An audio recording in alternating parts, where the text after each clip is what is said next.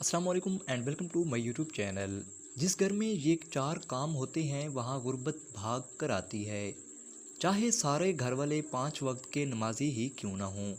जी नाज़रीन, आपने सच सुना, हम आपके साथ वो वजूहात भी शेयर कर रहे हैं। दोस्तों, जैसा कि आप जानते हैं आजकल घरों के अंदर गाने चल रहे होते हैं, फिल्में चल रही होती हैं, औरतें मौसीकी की आवाज़ पर काम कर रही होती हैं किचन में, घर में, और कहती हैं उल्टा कि जी मौसीकी तो रूह की ग़िज़ा है, और इस बात को भूल जाती हैं कि जिस घर में मौसीकी चलती है अल्लाह ताला उनकी रोज़ी में तंगी कर देते हैं।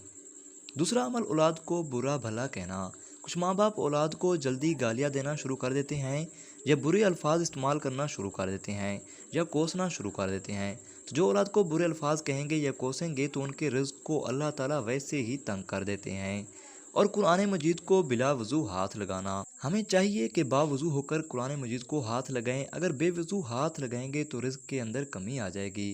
फिर चौथा अमल जिससे रिज़्क़ में कमी आती है, नामहरम को देखना है।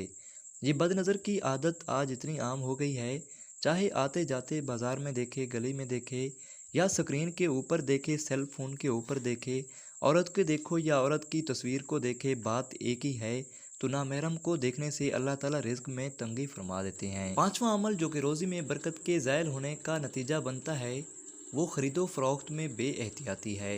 हदीस पाक में आता है, प्यारे मदनी आका सरकार सल्लल्लाहु तआला अलैहि वसल्लम ने फरमाया कि बै यानी तिजारत में कसम की कसरत से परहेज़ करो, क्योंकि ये अगरचे माल को बिकवा देती है मगर बरकत को मिटा देती है। दुआ है कि अल्लाह ताला हम सब का आमीन और नासिर हो। आमीन सुम्मा आमीन। अगर आपको हमारी वीडियो पसंद आई हो तो वीडियो को लाइक और हमारे चैनल को सब्सक्राइब करना मत भूलिएगा, ताकि हमारे आने वाली हर वीडियो आप तक बर वक्त पहुँच सके। Thanks for watching. अल्लाह हाफिज़।